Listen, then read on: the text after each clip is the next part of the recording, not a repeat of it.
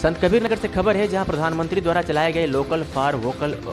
अभियान के तहत लोकल प्रोडक्ट को बढ़ावा देने के लिए गांव-गांव, शहर-शहर उद्योग या उद्योग लगाने की योजना बनाई गई और सरकार उनको लाभान्वित करने के लिए स्वरोजगार योजना के तहत धन भी उपलब्ध करवा रही है। पर वही प्रधानमंत्री की इस महत्वाकांक्षी योजना को सरकारी महकमा पलटा लगाते हुए नजर आ रहा है। वही यूपी के संत कबीर नगर होजरी कारोबारियों द्वारा तैयार माल बाजार बंद होने के कारण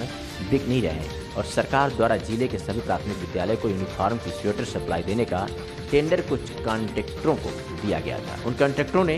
अधिक मुनाफा कमाने के लालच में बाहर से माल मंगवाकर प्राथमिक विद्यालयों को सप्लाई देना शुरू कर दिया है। ऐसे में लोकल होजरी कारोबारियों को खासा नुकसान उठाना पड़ रहा है। इसके विरोध में आज सैकड़ों स्वेटर कारोबारियों ने समाजसेवी वैभव चतुर्वेदी की अगुवाई में एक निवेदन को लेकर जिलाधिकारी दिव्या मित्तल से मुलाकात की। कबीर नगर के होजरी उद्योग बंधु हैं ये लोग, और ये लोग एक समस्या से इस समय परेशान है कि जो होजरी का इन्होंने स्वेटर और ये सारी चीज़ों को बना के पहले से रखा हुआ था, ये इस समय बिक्री नहीं हो रही क्योंकि बहुत सारी बड़ी बड़ी मार्केटें यहाँ की बंद हैं। जैसा कि जानते हैं, जनपद संत कबीर नगर मिनी लुधियाना कहा जाता है और हमारा जनपद संत कबीर नगर होजरी उद्योग के लिए और बर्तन उद्योग के लिए जाना जाता है। और जो सरकारी टेंडर स्कूलों में पड़े हैं बच्चों के स्वेटर को लेकर के, वो टेंडर जिन्होंने भी लिया है वो लुधियाना से निर्मित स्वेटर्स को ले आ रहे हैं या बाहर से ले आ रहे हैं, क्योंकि कॉस्ट वाइज कुछ सस्ते पड़ रहे हैं, चाहे वो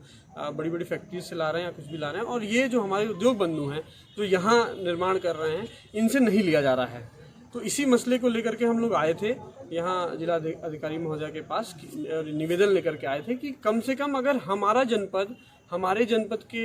का जो प्रोडक्ट है, अगर हमारे जनपद को ही लोग बढ़ावा नहीं देंगे, हमारे जनपद में ही सरकारी सप्लाई नहीं मिलेंगी, तो बाकी पूरे प्रदेश में एक जनपद एक उत्पाद के तहत हमारे जनपद का प्रोडक्ट हमारे जनपद में नहीं चलेगा तो बाकी पूरे प्रदेश में कैसे चलेगा। इसी मसले को लेकर के हम लोग जिलाधिकारी महोदय से मिले हैं। जिला अधिकारी महोदय ने हम लोगों को आश्वासन दिया है कि जिन्होंने भी टेंडर लिया है उनसे बैठ के एक बार बात होगी और यहाँ के भी उद्योग बंधुओं से उनके साथ मीटिंग कराई जाएगी कि कुछ रास्ता इसके बीच का निकल